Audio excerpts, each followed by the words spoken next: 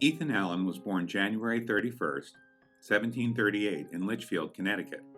He was the eldest of 8, born to Joseph and Mary Allen. The Allens were devoutly religious and were involved in the debates that split the Puritan churches during the First Great Awakening.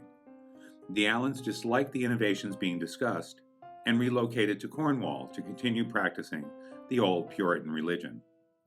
Religious and philosophical debates shaped young Ethan's childhood. He studied for admission to Yale Divinity School, but his studies were cut short due to his father's death. As the eldest son, Ethan was obliged to support his mother and 7 siblings. Besides working the family farm, he had several other business ventures in Connecticut. Allen was the part owner of a successful iron foundry and lead mine and managed his family's finances. Ethan married Mary Brownson, a miller's daughter, and began a family. He also formed a new friendship with Dr. Thomas Young, who exposed him to the philosophy of deism.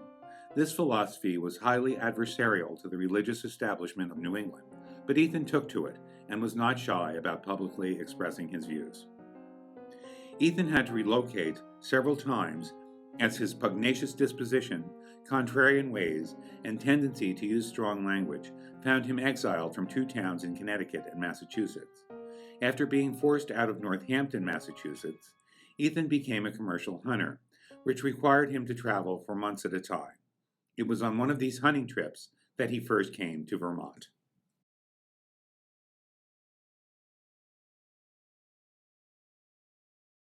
The area now known as Vermont was called the New Hampshire Grants.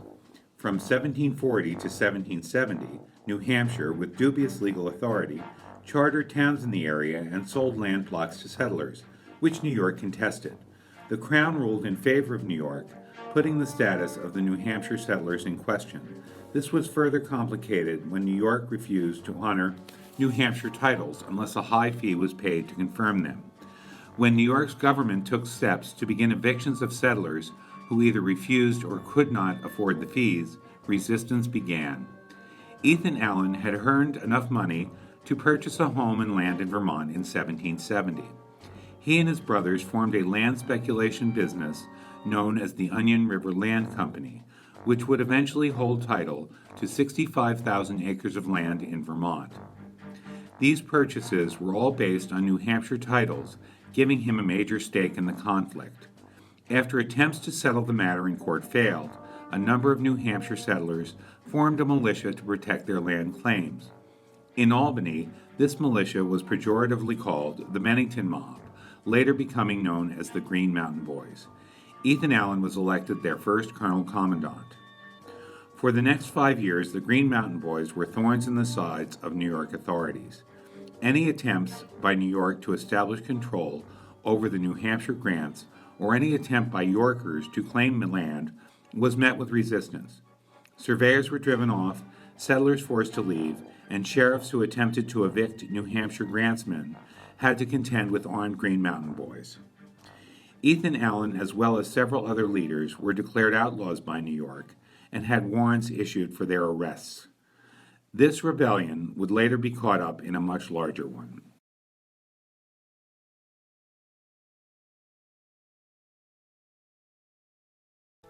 In 1775, Great Britain had 20 colonies in North America, and a rebellion broke out in 13 of them.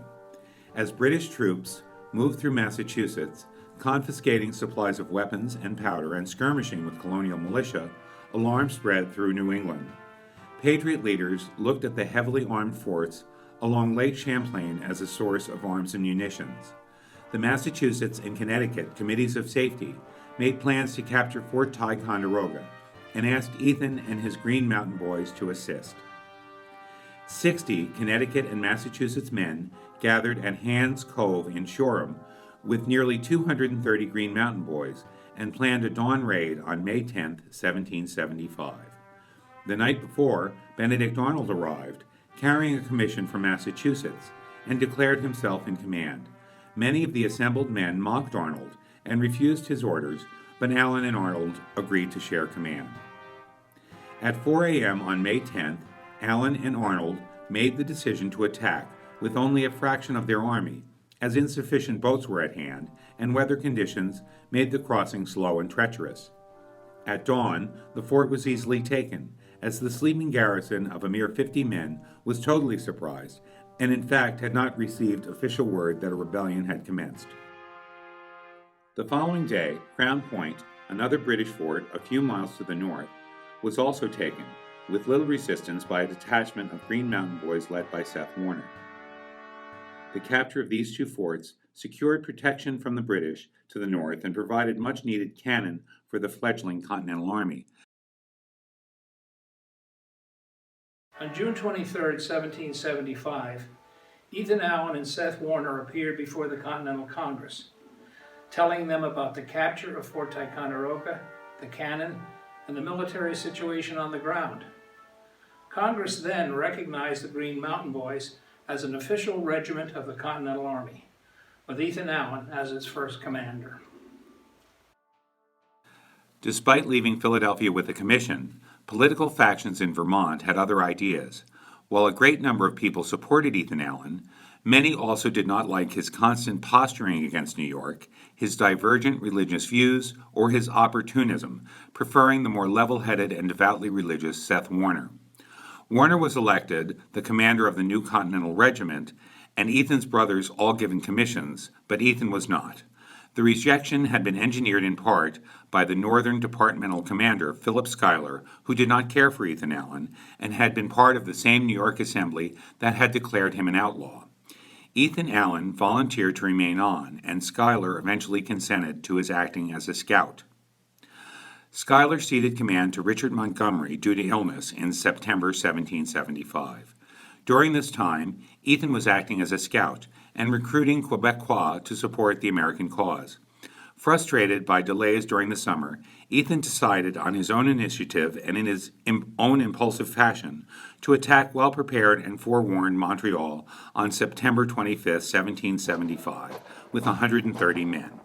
A second attack force failed to arrive, and Ethan, deserted and trapped, was easily captured and sent for trial as a traitor in England. His capture presented a conundrum to British authorities. Was Ethan a criminal subject to hanging, or an enemy combatant subject to the Articles of War? Out of fear that the execution of American officers would lead to the execution of captured British officers, the British government decided to treat him as a prisoner of war. The main source of information on Ethan's experiences as a prisoner are his own action-packed account, published immediately after his release but corroborated by the diaries and letters of his fellow prisoners.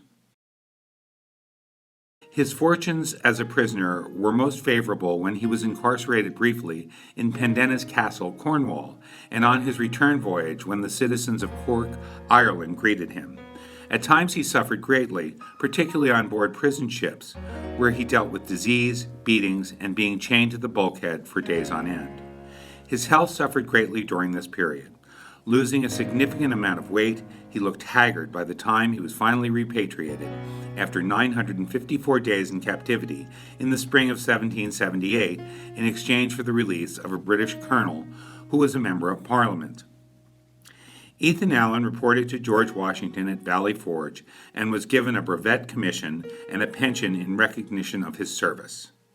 He published his memoirs of his captivity in 1779, and they became a national bestseller, second only to Thomas Paine.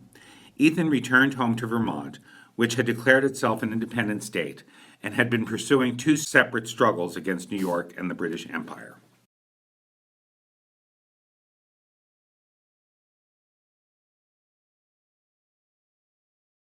Although he continued to involve himself by writing pamphlets and letters in support of the rights of the New Hampshire grantsmen and Vermont's claim for independence, the government of the Vermont Republic had other things in mind.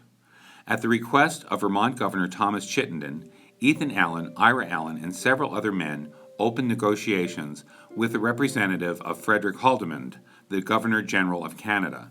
Although ostensibly negotiating a prisoner exchange, the men had another agenda. Vermont had been facing raids from British allied natives, and the dispute with New York was showing no signs of abating. The matter of the New Hampshire claims had been laid before Congress, which was dragging its feet on bringing about a resolution. The bait offered the British was Vermont becoming a separate state and rejoining the British Empire. The Allens wrote to the British offering to deliver Vermont as a British province in exchange for recognition and a cessation of raids. Simultaneously, Chittenden wrote to the governments of New Hampshire and Massachusetts, requesting their recognition in order to pressure Congress. When news of these attempts were made public, accusations of treason flew. Recent scholarship has indicated that this attempt had a larger strategy in mind. With Montreal recaptured, the British were conducting raids. In order to protect Vermont from any more raids, and to protect northern New York from any raids at all, the Allens strung the British along for nearly 5 years. One of the best things they ever did was to completely fool the British, because the British bought it. They believed that Ethan Allen and the other Vermonters would deliver Vermont into their hands. They didn't figure out that they had been fooled until after George Washington had defeated the British at Yorktown. Ethan Allen, most of all, was carrying on secret negotiations with the British with the full approval of Vermont's governor. They did not inform the American government because there were so many loyalist spies. The involvement of France in the conflict and the eventual defeat of the British rendered these discussions null. In addition, the fractious nature of Vermont's early politics played a role in complicating Vermont's path to statehood.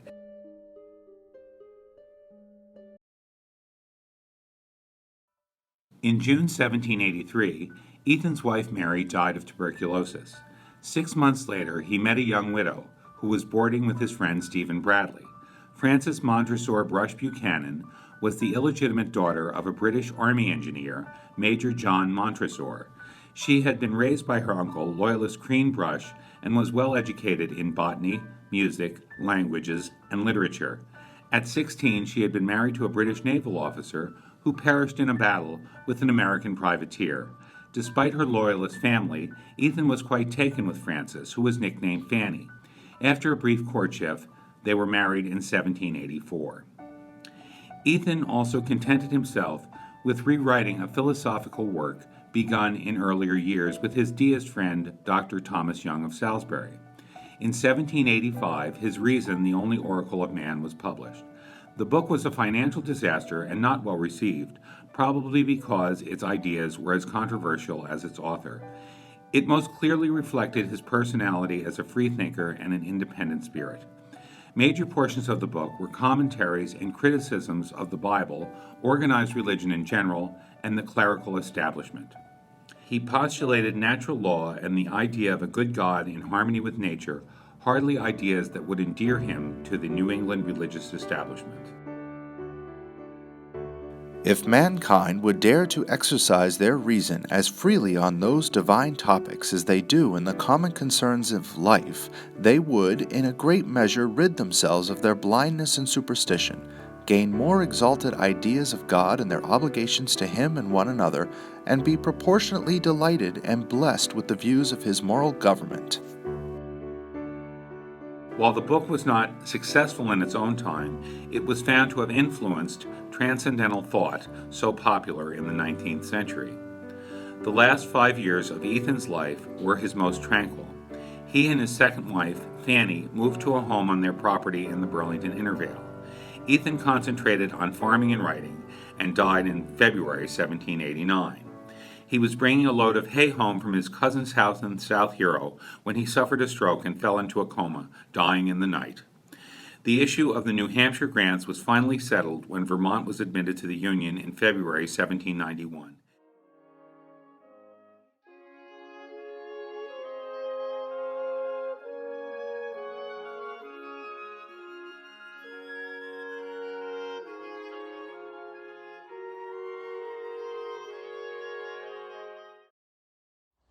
Present.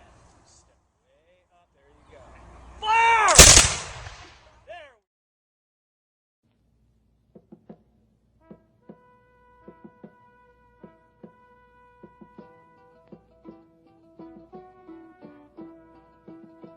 Ho, all to the borders, Vermonters, come down with your breeches of deerskin and jackets of brown. With your red woolen caps and your moccasins come to the gathering summons of trumpet and drum. Come down with your rifle, let gray wolf and fox howl on in the shadow of primitive rocks. Let bear feed securely from pig pen and stall. Here's two-legged game for your powder and ball. And cheer, cheer, the Green Mountaineer. And cheer, cheer, the Green Mountaineer. On the south came the Hessians, our land to police, and armed for the battle while canting of peace. On our east came the British, the red-coated band, to hang up our leaders and eat up our land. Oh, all to the rescue, for Satan shall work. No gain for the legions of Hampshire and York. They claim our possession, the pitiful knaves. The tribute we pay shall be prisons and graves. And